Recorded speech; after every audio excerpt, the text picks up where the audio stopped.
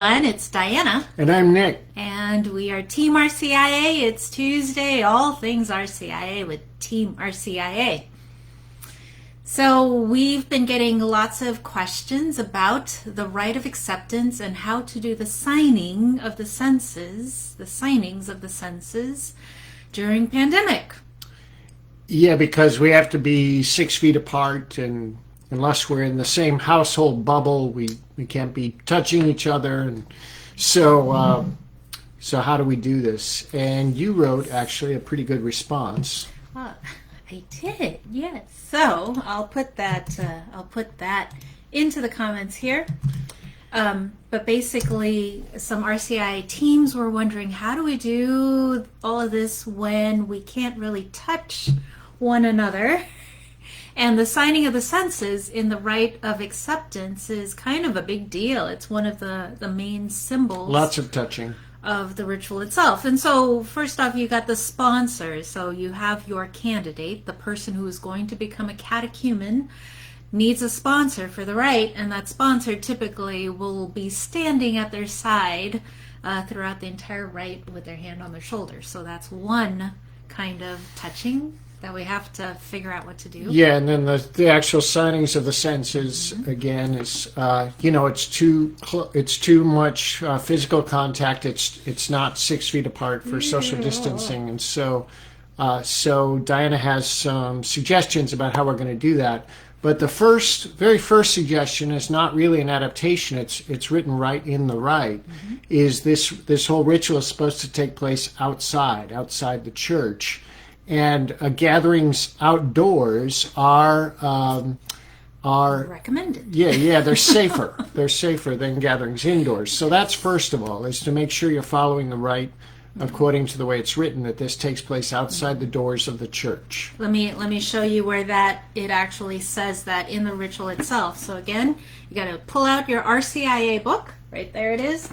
And paragraph 48, the very first instruction for the Rite of Acceptance itself, says the candidates, their sponsors, and a group of the faithful gather outside the church.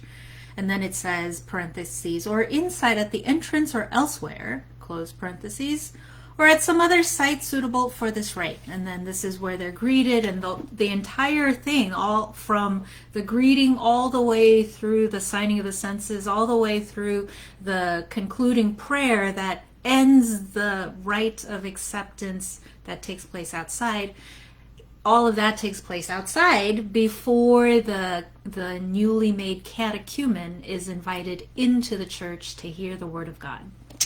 Then the next suggestion is, this is probably not possible, but it's something to consider if it is possible, that the appointed sponsor would be somebody from the household of the seeker. So they're already inside the social bubble. So if that is possible, then try to do that.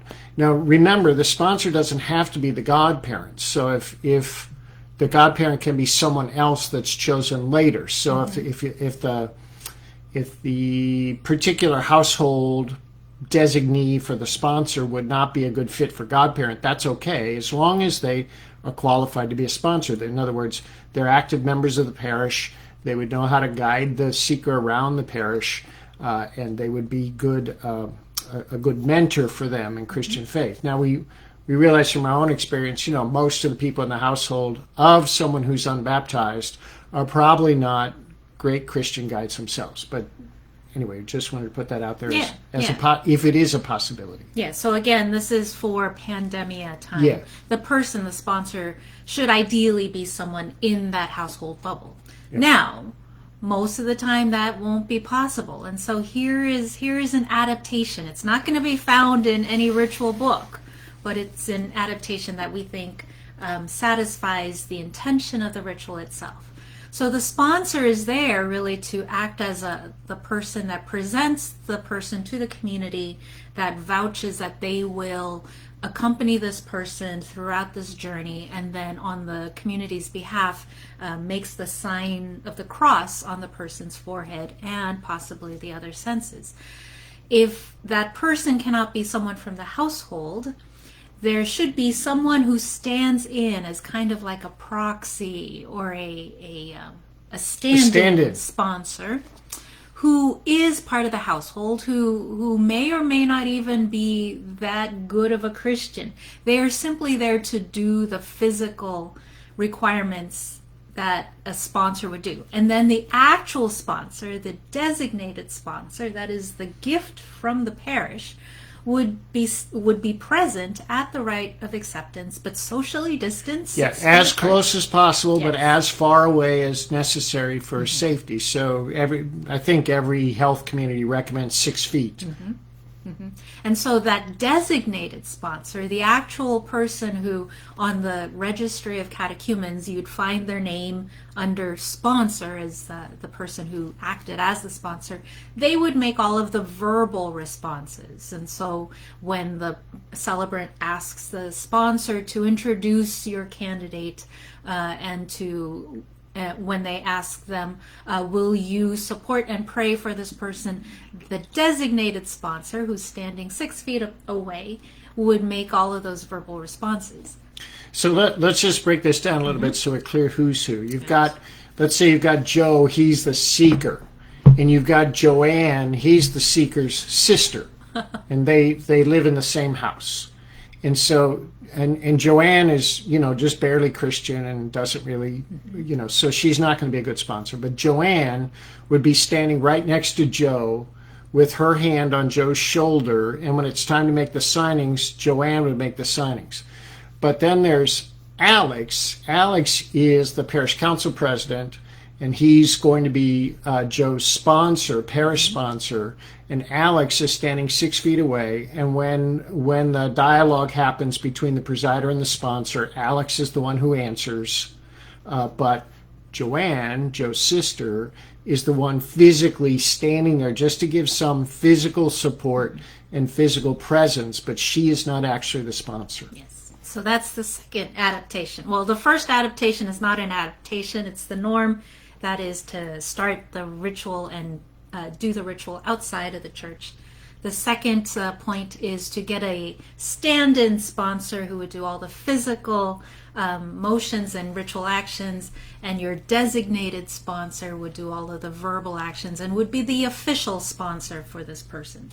The third adaptation comes with the actual signing of the census itself, which is at paragraph 54. Now you have to read pretty closely here because it says that the celebrant may do the first signing, which is always the sign of the cross. The celebrant, who is a priest or a deacon or even a bishop maybe, does the sign of the cross on the forehead, and he may do that if necessary, kind of an air cross over the forehead. Okay. So that's in the ritual itself. Now, the rest of the senses are optional. And how do we know that they're optional? Because you said so. Because they're in brackets. So whenever you see brackets around a text in the ritual text itself, it means it's optional. And so you have to decide, is this something beneficial to use for this particular person at this time? But even though they're optional, I would say, whatever, if optionality is on a scale, I would say they're on the end of the scale close to required. Yeah. So they're very, very important. They are optional, but it would be a real shame to eliminate them if we can find, if we have a household stand-in who can do the physical signings, that would be preferable to omitting them, I think, because they are such powerful symbols. So then the adaptation here would be to do the other signings of the senses. So this would be the eyes, the ears, the mouth, the shoulders, the heart, the feet, and the stand-in, Joanne, would do all of that. Yeah. Alex, who is the designated sponsor, would be witnessing that, and Joanne is making the sign of the cross on behalf of Alex. We should note here, there is no option, right, for doing air crosses on all the senses. So, and even if there was an option for doing that, I would still recommend against it, just because, again, the physical touch of imprinting the cross into the body of the seeker is so important, but it's not actually an option. So it's the only option for an air cross is the one the presider makes, the very first one over the forehead. Yes, and so that's really important to note. That's the only one that is allowed to be made in the air. Everything else needs to be touched.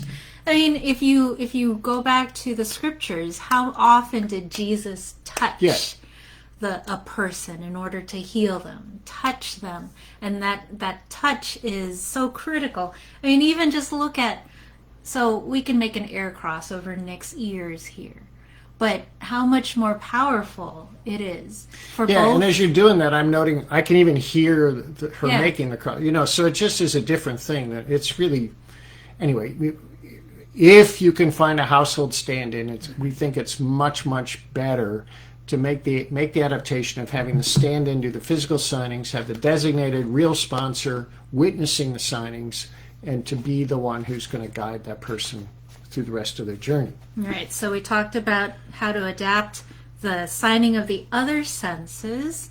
There's one other adaptation that if for some reason you choose not to do the signing of the other senses, then there is a rubric that you still need to pay attention to.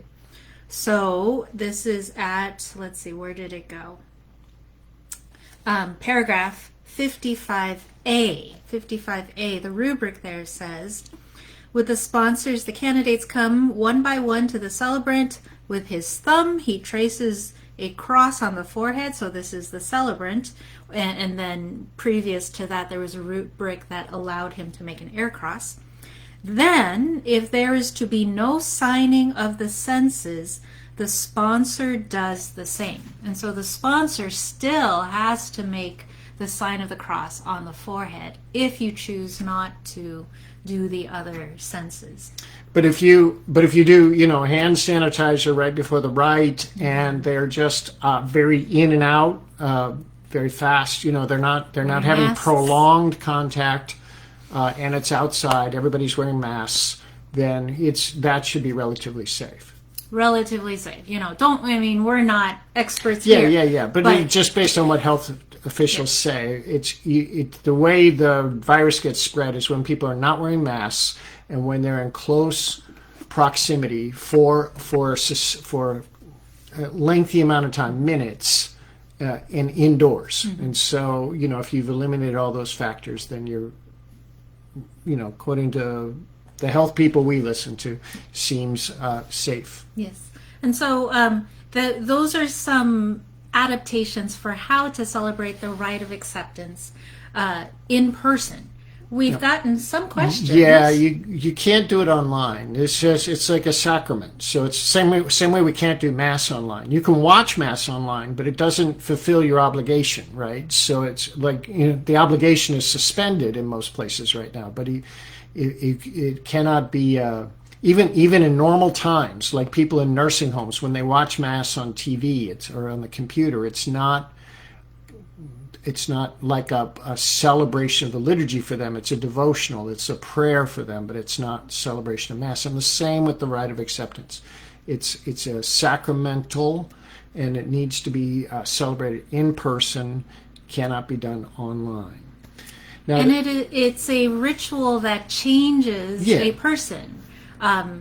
It changes them from having no status in the church. A seeker who is unbaptized has no status in the church. Not a bad thing, just means they have no responsibilities and no rights in the church. They don't have any duties to fulfill.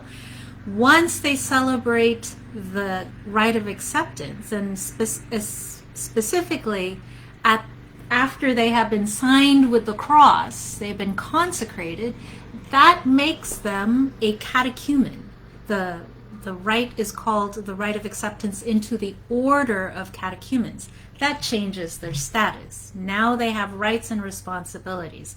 And so celebrating it in person is really a very important deal. that can't really be done virtually online. And if you can't celebrate it for whatever reason, the person has health issues, or your particular part of the country is more COVID infected than somewhere else, and there's total lockdown even for small groups liturgy, then just delay it. Delay the celebration until there's a safer time.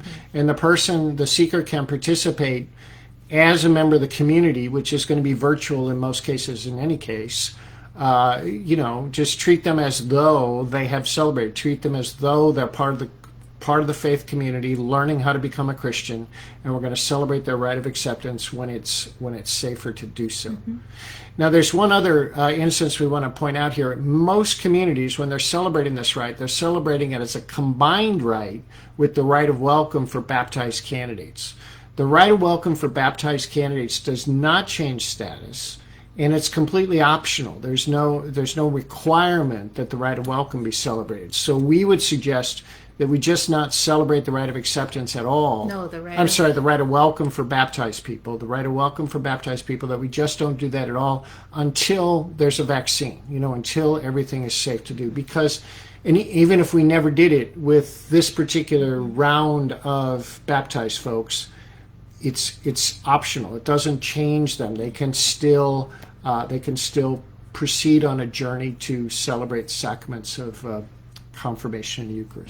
And I mean, if you do want to celebrate it, I think you can celebrate it online.